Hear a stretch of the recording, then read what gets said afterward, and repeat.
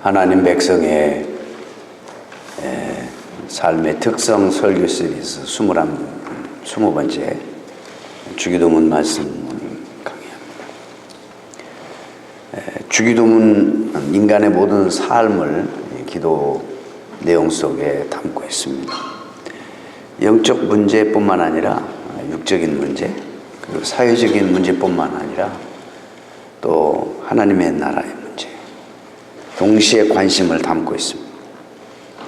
즉 주기도문의 내용을 보면 인간의 삶의 총체적인 모든 차원을 담고 있다는 이런 말씀입니다. 우리의 모든 삶의 총체적인 차원을 하나님과의 연관성을 가지고 그 속에서 해결할 것을 요청하는 기도의 내용입니다. 그래서 초대 교부 터툴리안이라는 사람은 주기도문을 복음 전체의 요약이라 이렇게까지 이야기했습니다.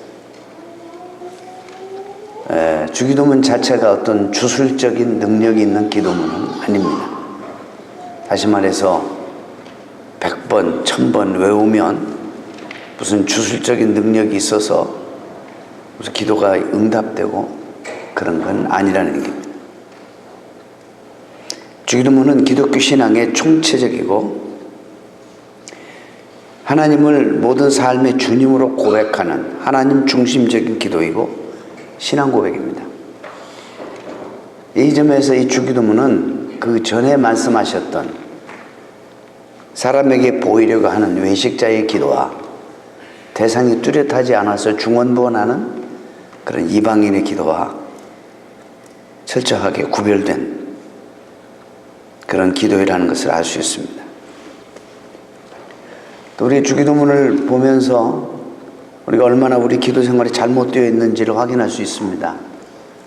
많은 부분에서 그렇지만 이 순서만 보더라도 저를 비롯해서 여러분들이 기도할 때에 우선 당장 눈 감으면 나에게 절박하게 필요한 것들을 요구하고 내가 필요한 것들을 하나님 앞에 구하는 이런 기도가 먼저 나오죠.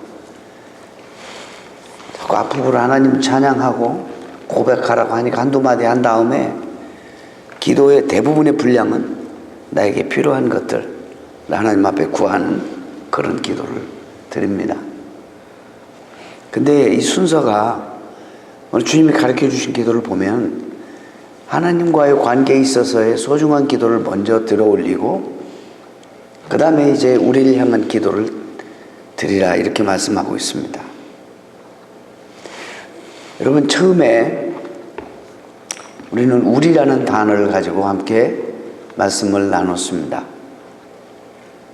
그 안에 선교적인 사명이 있다는 것을 힘주어서 강조했던 적이 있습니다.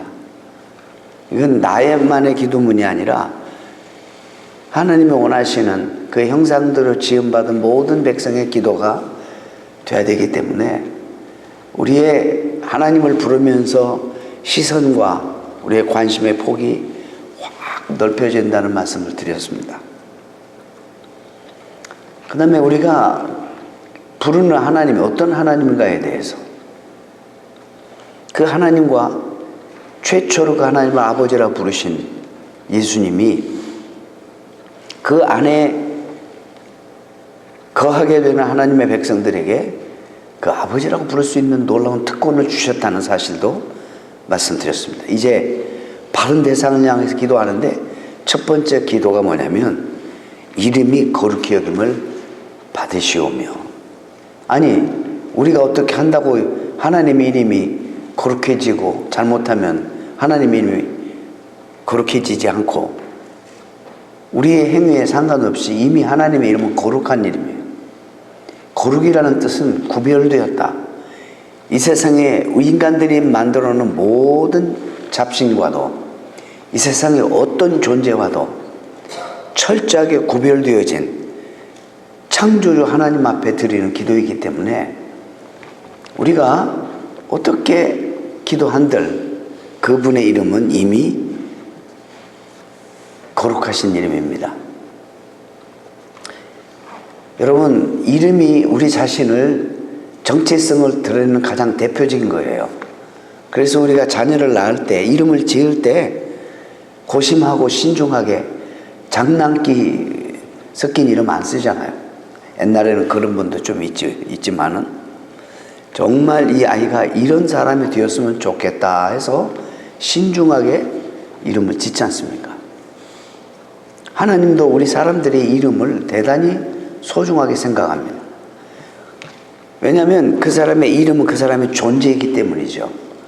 그래서 아브라함을 하나님께서는 그 이름을 아브라함으로 바꿔주셨습니다. 또 야곱을, 간교한 야곱인데 이름을 이스라엘이라 이름을 바꿔주셨습니다. 하나님을 만나고 은혜 받은 이후에 예수님도 마찬가지예요. 그에게 나오는 시몬이라는 제자가, 시몬이라는 이름은 갈대와 같이 요동치고 흔들리고 변덕스럽고 일관성이 없고 아주 그런 성격의 사람이라는 거예요. 근데 이 시몬을 아주 견고한 반석인 베드로로 바꿔줬어요. 이제는 너는 지금부터 베드로를 해라. 이름을 바꿔주셨어요. 이렇게 이름은 우리에게 소중합니다. 그런 것처럼 하나님 자신도 자기 이름에 대해서 소중하게 여기시고 10계명에서 3계명에 여호와 이름을 망령되이 일컫지 말라. 무의미하게 do not call God's name in vain. 무의미하게 그렇게 하나님의 이름을 일컫지 못하게 하셨습니다. 여호와 너희 하나님의 이름을 망령되이 일컫지 말라. 나 여호와는 나의 이름을 망령되이 일컫는 자를 죄 없다 아니하리라. 하나님께서 당신의 이름을 얼마나 소중하게 여기시는지 그리고 우리에게 알려주세요. 출애굽기에 보면은 이 32장에 어떤 사건이 나오냐면 출애굽하고 난 다음에 하나님이 모세를 호렙산에 시내산에 불러 올리셔요. 계명을 주시려고. 그래서 모세가 계명을 받기 위해 산에 올라간 사이에 산 아래 백성들이 모세를 기다리다가 지쳐서 다시 우리가 애굽으로 되돌아가자 뭐 이런 얘기가 나오지 않나? 가지고 나온 금을 다 모아가지고 그걸 녹여 만들어서 금송아지를 만들어요. 애굽에서 하던 짓을 그대로 또 합니다. 금송아지를 만들어서 그거를 야훼 하나님이라고 하나님 대신에 또 우상을 섬기게 됩니다. 하나님이 그 모습을 보시고 얼마나 진노하셨는지 성경을 보시면 여러분 알 수 있습니다. 모세에게 하나님이 이렇게 말씀하십니다. 내가 그들을 다 진멸해버리리라. 그리고 내가 너를 통해서 다시 새로운 민족을 일으키겠다. 이러니까 모세가 바짝 엎드려서 하나님 앞에 기도하는 내용이 출애굽기 32장에 나옵니다. 하나님, 어찌하여 저 애굽 사람으로 이르기를 여호와가 화를 내려 그 백성을 산에서 죽이고 지면에서 진멸하려고 인도하여 내었다 하게 하려 하시나이까. 주의 맹렬한 노를 그치시고 뜻을 돌이키사 주의 백성에게 화를 내리지 마옵소서. 이렇게 기도합니다. 하나님, 우리 죽어 마땅합니다. 맞습니다. 심판받아야 마땅하죠. 얼마나 실망하셨습니까? 그런데요, 하나님, 여기서 여기까지 와서 이 백성들 하나님 죽여버리고 진멸하면 저 원수, 적의 나라 애굽에서 하나님 그 백성들을 인도하기 위해서 얼마나 기가 막히고 드라마틱한 그런 심판을 자행하시고 어렵게 구해내 오셨는데 하나님이 이 백성들을 광야에 불러내서 진멸하고 죽이려고 불러내었다라고 말할 것이 심히 두렵습니다. 하나님의 이름에 정말 영광에 손상이 되는 일 아닙니까? 다 그런 말로 정말 지혜롭게 기도합니다. 그럴 때 하나님은 노를 푸셨고 어쩔 수 없이 그들을 용서하실 수밖에 없었습니다. 반면에 민수기 10장에 또 한 사건이 뭐 여러 사건이 있지만 대표적인 사건 하나가 나오는데 백성들이 광야 생활에서 지치고 가라니까 물 달라고 아우성입니다. 그러면서 불평합니다. 얼마나 원망하고 불평하는지 참 모세가 너무 힘들죠. 하나님이 나타나셨어. 모세에게 너 아론과 대동해서 저 반석 위에 서서 반석을 향해서 명하라. 물이 쏟아지라고. 단순한 사건 같지만 그래서 이 모세는 아론과 함께 백성들을 다 그 반석 주변에 모으고 그리고는 이 반석을 지팡이로 하나님 명령하신 대로 명하는 것이 아니라 지팡이로 세게 2번을 내리칩니다. 물론 반석이 깨져서 물이 터져 나오고 많은 사람들이 해가라고 짐승까지 다 맞았습니다. 그런데 그 사건 이후에 하나님이 이렇게 모세에게 말씀하십니다. 모세와 아론에게 이르시되 너희가 나를 믿지 아니하고 이스라엘 자손의 목전에 나의 거룩함을 나타내지 아니한 고로 너희는 이 총회를 내가 그들에게 준 땅으로 인도하여 드리지 못하리라. 여러분, 모세가 생각할 때 이 불평하는 이 사람들을 도대체 어떻게 다스리면 좋을까? 내가 과연 하나님 명령을 순종해서 온갖 기적을 행하고 여기까지 왔는데 아직도 이렇게 불평하고 이러니까 모세가 생각할 때 자가 명하면 하나님 명령대로 명하면 터질 것 같잖아요. 그리고 또 한 가지는 어떤 유혹이 있었냐면 하나님 능력보다는 하나님의 자기를 세우셔서 지금까지 인도하신 이 영도력, 지도력을 드러내 보이려고 힘껏 내리침으로 자기가 마치 반석을 터뜨린 것처럼 백성들에게 그렇게 보이기를 원했던 거예요. 그런 유혹에 빠졌어요. 그래가지고는 반석을 세게 내리칩니다. 하나님 말씀에 불순종한 겁니다. 그대로 믿지 않았습니다. 그래서 하나님이 하나님 말씀을 그대로 믿지 않았다고 지적하면서 너 약속의 땅 가나안까지 너는 들어가지 못한다. 결정적인 그런 심판을 가하십니다. 여러분, 말씀드린 것처럼 모세에게 큰 잘못이 있었습니다. 아니 뭐 그거 한번 했다고 아니 명령 하나 반석으로 치나 뭐가 그렇게 큰 차이가 있다고 하나님은 그러셨는가? 오늘날 말씀 사역자들뿐만 아니라 주의 사역자들이 조심해야 될 유혹이 여기 있습니다.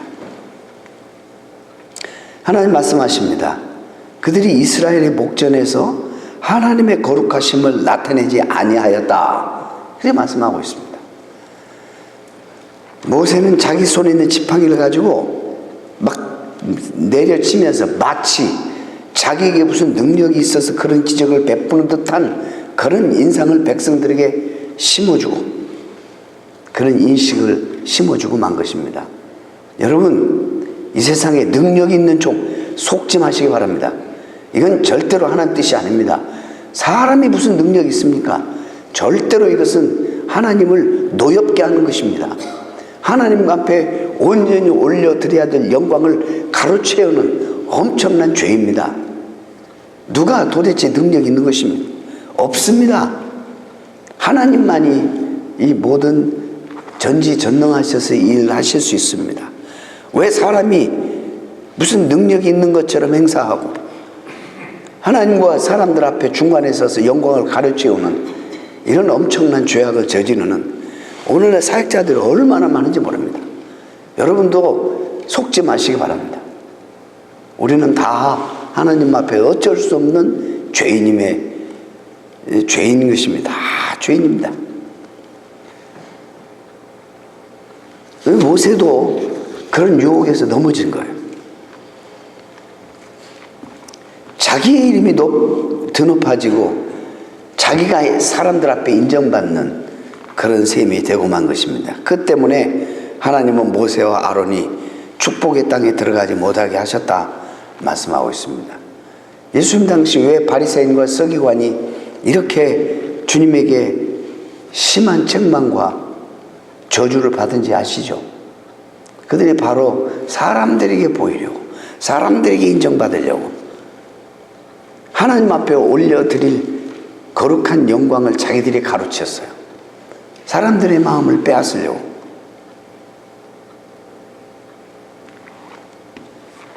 기도도 하나님 앞에 드린 게 아니에요.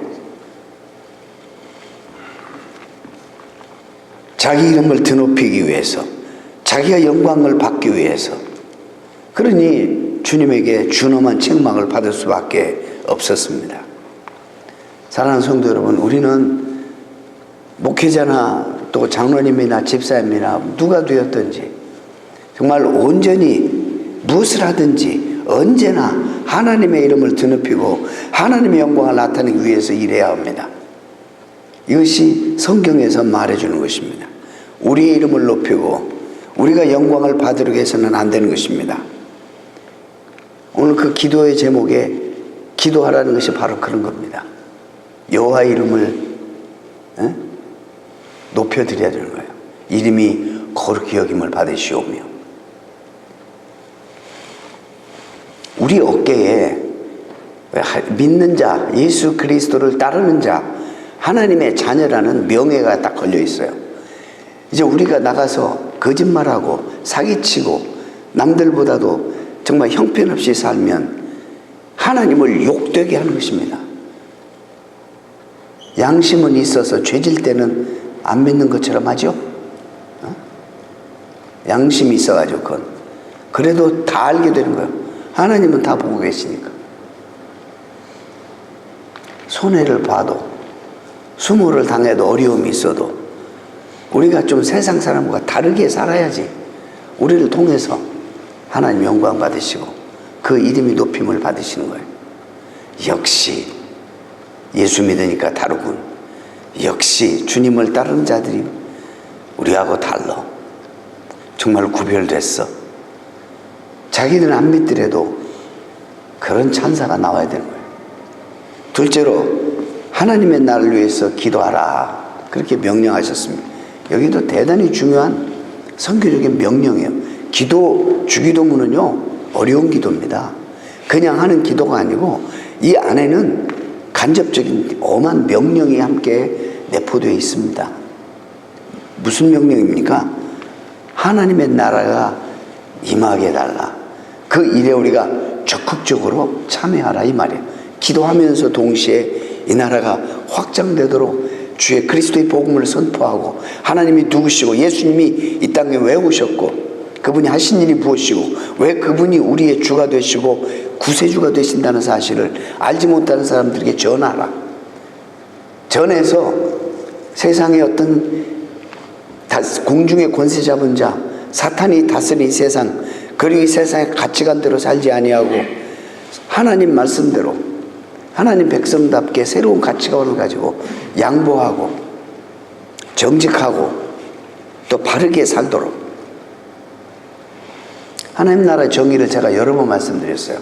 하나님 나라가 뭐예요? 하나님 나라가 임했다 그랬어요. 예수 그리스도가 이 땅에 오심으로 하나님 나라가 임했어요. 이미 임했어요. 그런데 already 임했는데 영어로 not yet 완성되진 않았어요. 그래서 주님이 재림하시면 완성되는데 이미 임한 하나님 나라와 완성된 하나님의 나라 사이에 우리는 긴장 상태에 사는 거예요. 그리고 우리에게 맡기셨어요. 주님이 이 땅에 오셔서 첫 번째 입을 열어 선포하신 것이 회개하라. 하나님 나라가 가까웠느니라. 제자들과 함께 다니시면서도 계속 하나님의 나라의 사역과 일들을 주님 가리키시고 말씀하셨습니다. 뿐만 아닙니다. 계속 공생에 시작하면서부터 그냥 마지막까지 그가 전파하신 말씀이 하나님 나라에 관한 말씀이었습니다.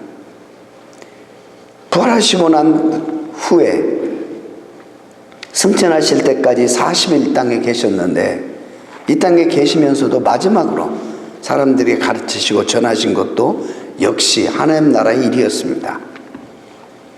모든 사역을 마치시고 승천하실 때 사도행전 1장 3절에 보면 그때도 해 받으신 후에 또한 저에게 확실한 많은 증거로 친히 사심을 나타내사 40일 동안 저에게 보이시며 하나님 나라의 일을 말씀하시느니라. 하나님 나라의 일을 말씀하셨어요.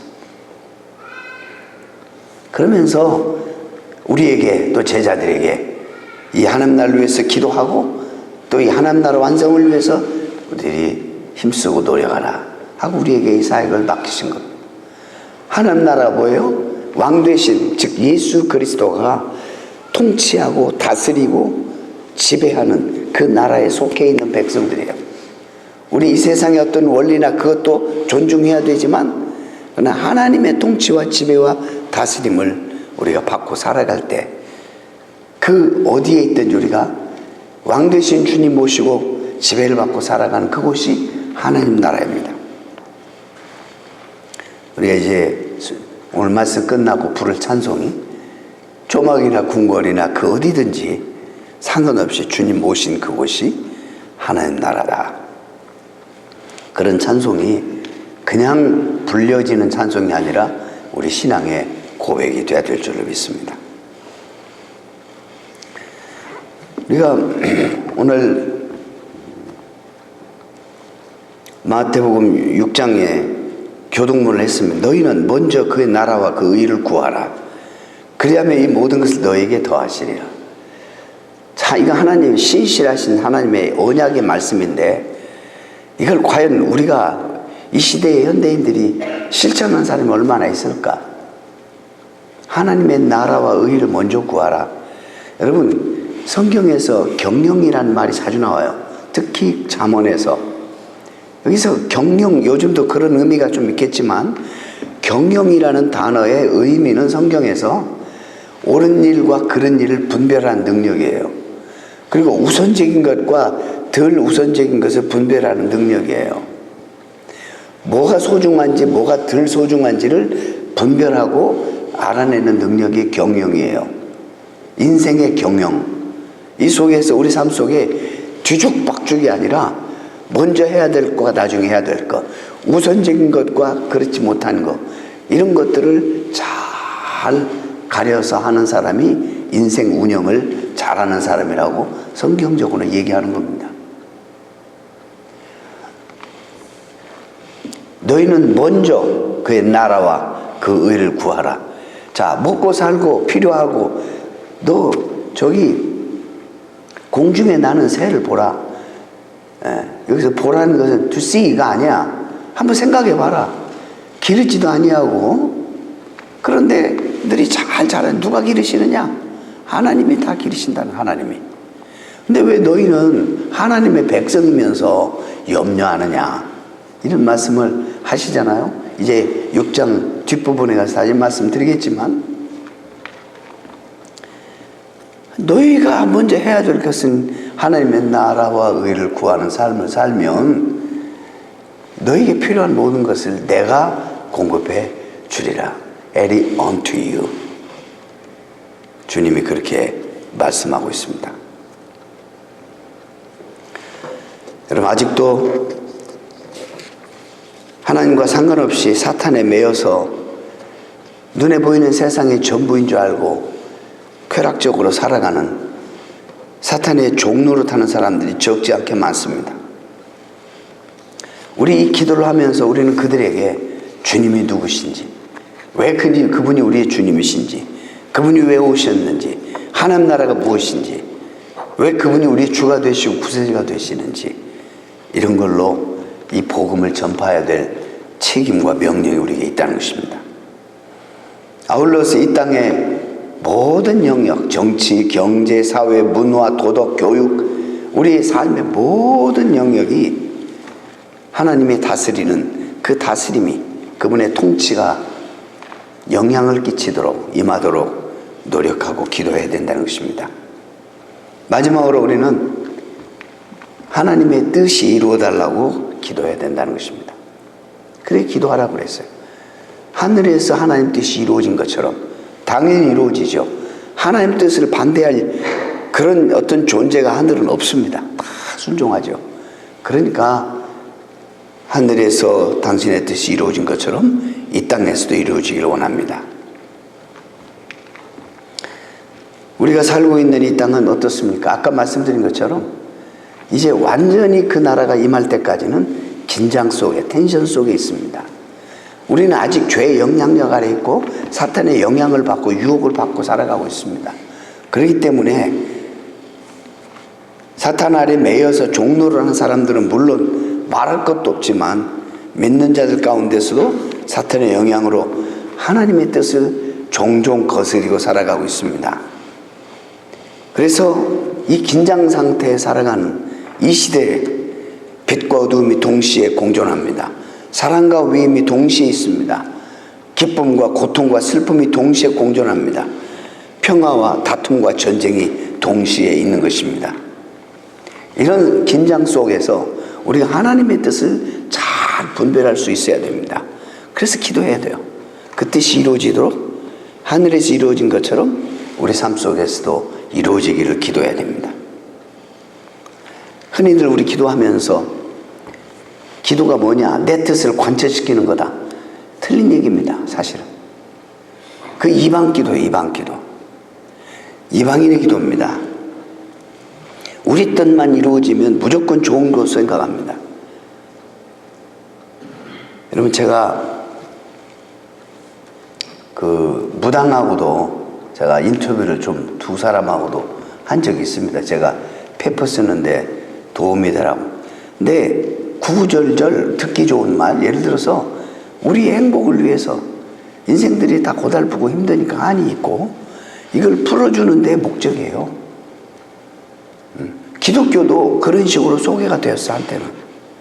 근데 웨스트민스터 신앙고백 1문이 뭐냐면, 사람이 이 세상에 살아가는 근본 목적이 무엇입니까?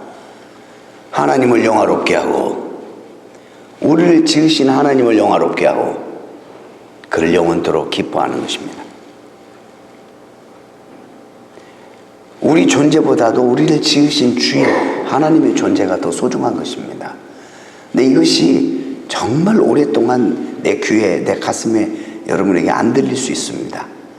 모든 종교가 다 내 행복을 추구하니까, 내 이기적인 행복을, 내 뜻을 관철시키고 내 행복을 추구하니까. 그러나 기독교는 그렇지 않습니다. 기독교는 그렇지 않습니다. 그리고 하나님의 뜻이 내 삶 속에 이루어져야지 우리에게도 이게 진정한 행복인 것입니다. 만일 여러분에게 질문 하나 하겠습니다. 여러분들 가운데 소원이 있어요. 많은 소원이 있는데 한 가지만 기도로 여러분들이 이루어지기를 바라고 기도한다면 어떤 기도를 여러분이 드리시겠습니까? 무엇을 하나님 앞에 아뢰겠습니까? 어느 성숙한 성도는 이렇게 대답했다고 합니다. 나는 그것을 하나님 뜻에 맡기겠습니다. 왜냐하면 내게 있어서 무엇이 나에게 최선이고 무엇이 나에게 최상이고 무엇이 더 나에게 소중하고 절실하게 필요한지 나보다도 그분이 더 잘 아시기 때문입니다. 우리는 아주 지각이 부족하고 우리 능력도 너무 한계가 있습니다. 마땅히 빌 바를 알지 못할 때가 얼마나 많은지 모릅니다. 돌이 떡인 줄 알고 어리석게 돌을 구할 때도 있고 뱀이 생선인 줄 알고 뱀을 잘못 구할 때도 있습니다. 그러나 하나님은 지각에 뛰어나신 분이십니다. 전지전능하십니다. 영원하신 분입니다. 우리의 장래일도 훤히 꿰뚫어 보시는 분이십니다. 따라서 하나님의 뜻이 우리 가운데 이루어질 때 우리 삶 속에 우리가 가장 잘 나가는 인생이고 행복한 인생이 되는 것입니다. 제가 가끔 쓰는 예화지만은 딸을 키우는 엄마가 장난감을 하나 사줬는데 이 장난감이 플라스틱 칼로 뭐 이렇게 상차리는 거예요. 한참 이렇게 음식을 만드는데 아니 엄마가 와가지고는 현란하게 도마에 탁탁탁 현란하게 음식을 양파를 썰고 감자를 썰고 음식을 만드는 거예요. 자기는 이 플라스틱으로 이게 갈라지도 않고 흉내만 내고 있는데 엄마가 시퍼런 칼로 막 쓸고 있거든요. 신나 보이는 거예요. 엄마 나 그거 주세요. 왜 나한테 이렇게 시시한 거 주고 엄마는 이 좋은 걸 쓰십니까? 나한테 주세요. 그렇다고 해서 그 엄마가 그 아이에게 그 시퍼런 칼을 줄 엄마가 어디 있겠어요? 이것이 너무나도 용도 있게 쓰면 유익하고 편안한 거지만 이 목적과 용도를 잘못하면 엄청난 해를 끼치는 무기가 되는, 아직까지 그것을 사용할 용도도 모르고 쓸지를 모르는 애에게 엄마가 이거 준다면 정신 있는 엄마 아닐 것입니다. 우리 삶 속에 이게 한 예지만 그런 일들이 너무나 많습니다. 저도 기도 생활하면서 참 어떤 때는 제가 다른 거 하는 것도 아니고 하나님의 종이 되겠다고 와서 공부도 하고, 근데 공부할 때도 너무 힘들고 경제적으로도 힘들고 이 머리도 안 들어가고 너무 하나님 앞에 별 기도를 다 했어요. 근데 제가 구체적으로 생각할 때 한 번도 안 들어주셨어요. 시험 볼 때 무슨 포토그래픽 메모리라도 줘가지고 한 번 딱 보면 시험지에 딱 나타나게 한다든지 한 번도 그런 일이 없었어요. 죽을 고생 할 거 다 하게 하시고, 응? 그런데요, 그 과정을 통해서 하나님 앞에 감사하는 것은, 나로 하여금 요행을 바라지 않도록 하나님 하셨구나. 이 성실하게 사는 그런 방법을 가르쳐 주셨구나. 처음에는 그냥 하나님 원망하는 마음도 생겼죠. 우리말로도 하는 신학이 어려운데 이게 또 보내셔가지고 영어로 하게 하니 이게 어디로 간 거야 도대체? 이거 어떻게 연결되는 거야? 여러분 상상 못 하십니다.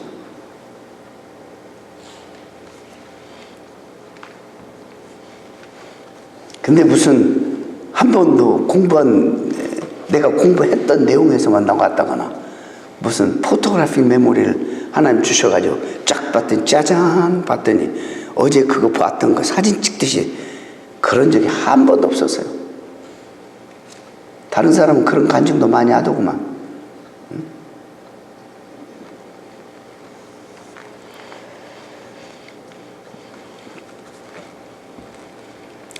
주님이 마지막에 겟세마네 언덕에서 기도하십니다. 주님이시지만 하나님이시지만 인간의 몸을 입고 이 땅에 오셔서 십자가의 그 비참한 처형을 당하셔야 분명히 우리를 위해서 이 길밖에 없다는 거 아셨어요. 당신이 돌아가셔야 썩은 미랄이 땅에 떨어져 죽어야지만이 열매 맺는다는 걸 말씀하신 것처럼 아셨기 때문에 죽음의 길로 가시는데 너무 고통스러운 거예요. 그래서 하나님 앞에 기도합니다. 하나님 다른 방법이 없을까요? 이 잔을 나에게서 피하시옵소서. 이거 안 하고 다른 방법은 없을까요? 밤새 기도합니다. 근데 결론이 뭐냐면 아버지 내 뜻대로 마옵시고 아버지 뜻대로 하옵소서. 이것이 우리 기도의 목적이에요. 목표예요. 이런 기도 다 못 드려요. 아무리 설교해도 상관없어요. 여러분 신앙의 분량대로 기도하세요. 그러나 우리가 이루어야 될, 성취해야 될 그 스테이지는 바로 거기에요. 하나님은 우리가 어린데 이제 막 영적으로 어린데 그런 기도 드린다고 배워가지고 하나님 앞에 자연스럽지 않죠. 여러분의 믿음의 분량대로 지금 다급한 거 구하세요. 그러나 우리가 가야 될 목표는 거기라는 거예요. 만약에 주님이 하나님의 뜻이 아니고 자기 뜻대로 그냥 걸어 나와 버리셨어. 그럼 저와 여러분은 어떻게 되는 겁니까? 어떻게 우리가 이 자리에 앉아 있을 수 있어요? 근데 주님이 아버지의 뜻, 하나님의 뜻을 존중하고 결국에 받아들여 십자가의 죽으심으로 구원이 완성되고 저와 여러분이 예수님을 믿게 되고 따르게 되었습니다. 이런 것입니다. 어떤 때는 더디 가도 하나님의 뜻이 그렇다면 기다려보면 이것이 우리에게는 더 정말 최선이었다는 것을 수없이 여러분 알게 되실 것입니다. 예수님은 오늘 말씀을 통해서 세 가지 권면, 세 가지를 구하라고 말씀하시죠. 이 기도는 동시에 선교적 명령입니다.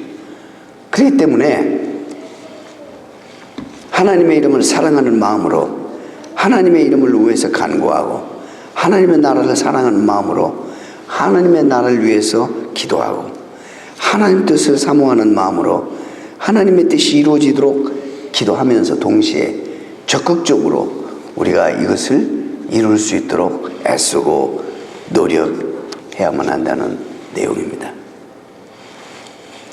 어린아이들이 떼를 쓰듯이 기도하는 것보다도 우리의 기도를 통해서 하나님을 영화롭게 하며 하나님을 기쁘시게 할 수 있는 우리들이 되어야 할 것입니다. 너희는 먼저 그의 나라와 의를 구하라. 그래야만 이 모든 것을 너에게 더하시리라. 아마 여러분들에게 하나님을 어떻게든지 때를 써서 하나님 소리를 비틀어 가지고 여러분 뜻을 관전시키십시오. 이런 기도가 훨씬 더 여러분이 은혜가 될 것입니다.